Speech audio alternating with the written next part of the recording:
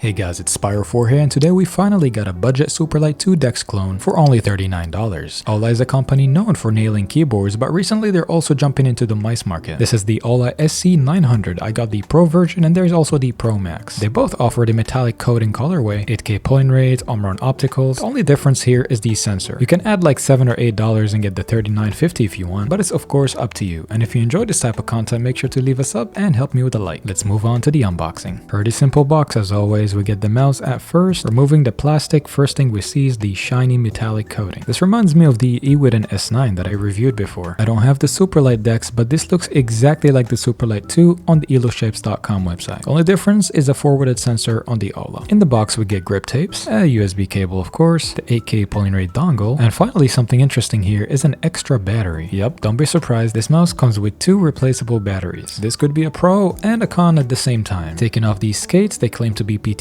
of course, but based on my experience, they're pretty slow and I don't like them. And I also love how these budget brands have the Bluetooth option on most of their mice. So let's measure the weight here and let's start with the battery, 12.5 grams, and the mouse alone is 49.7 grams with the puck it's 50. So the total weight of the mouse is going to be 63.5 grams. The total height of this mouse is 43.6, the side grooves 46 millimeters, and 67.9 on the largest side area. Testing out the coating of this mouse, it's surprisingly good, and it feels exactly like the EWEADN S9, so yeah, you're not going to have an issue with the coating. Gripping the mouse though, personally I prefer palm grip in it. Claw grip also feels very comfortable, and fingertip is kind of mediocre. This mouse is heavy. Testing out the clicks, these come with the on opticals, which is very good for this price. The pre and post travel here in the main clicks is very minimal. I'm not really a nitpicky person when it comes to that. No side to side wobble, and if I don't talk about it much in my videos, know that it's passable and good. And here's a sound test of M1 and M2.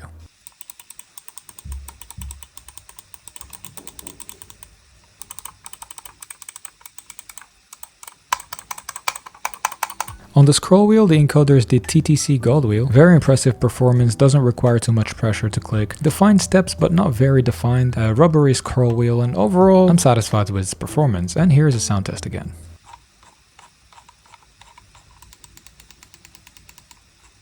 The side buttons though are positioned a little bit high. I don't mind it, but some people might find it as an issue. They look glossy and they feel pretty crisp. No pre and post travel at all, and not much pressure required to click. Again, here's a sound test.